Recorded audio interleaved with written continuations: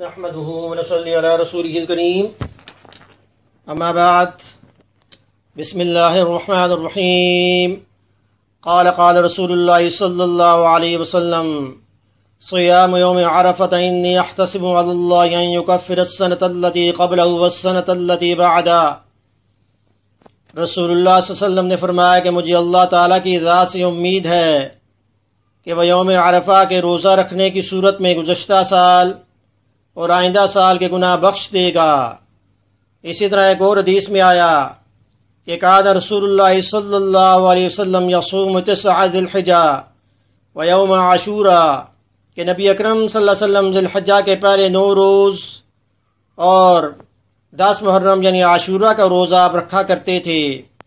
تو جس طرح عاشوراء کے روزے کے بارے میں آیا کہ وہ گزشتہ سال کے گناہوں کا کفارہ ہے، اسی طرح یوم عرفہ کے روزے کے بارے میں آیا کہ وہ 2 سال کے گناہوں کا جو کفارہ ہے۔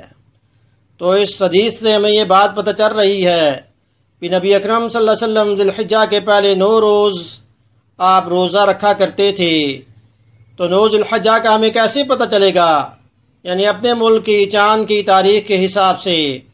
تو جب ہم عید جو اپنے ملک کی چاند کی تاریخ کے حساب سے مناتے ہیں، قربانی اپنے ملک کے حساب سے کرتے ہیں، رمضان کے روزے اپنے ملک کے حساب سے رکھتے ہیں، اور اسی طرح نمازیں اپنے ملک کے حساب سے پڑھتے ہیں، تو اسی طرح ہم 9 ذی الحجہ کا روزہ بھی اپنے ملک کے چاند کی تاریخ کے حساب سے ہم رکھیں گے۔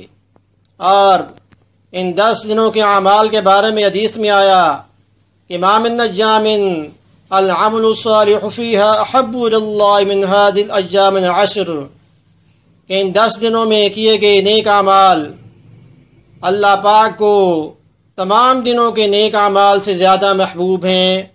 تو ہمیں ان دنوں میں روزہ بھی رکھنا چاہیے، خاص طور پہ 9 ذی الحجہ کا روزہ، اور اس کے ساتھ توبہ استغفار کا بھی اہتمام کرنا چاہیے، کیونکہ اللہ پاک نے ہمیں یہ موقع جو فراہم کیا ہے کہ ہم زیادہ سے زیادہ نیک اعمال کریں، فرائض کے ساتھ نوافل کا بھی اہتمام کریں، زیادہ سے زیادہ ہم قرآن کریم پڑھیں، قرآن کریم کی تکمیل کریں۔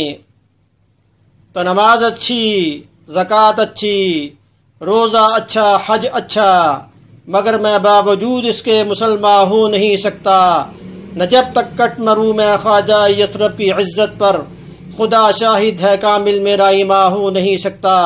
اللہ پاک عمل کی توفیق عطا فرمائیں۔ مسئلہ سننے کے بعد اس کو آپ شیئر بھی کریں تاکہ یہ آپ کے لیے صدقہ جاریہ بن جائے۔ وما علینا الا البلاغ المبین۔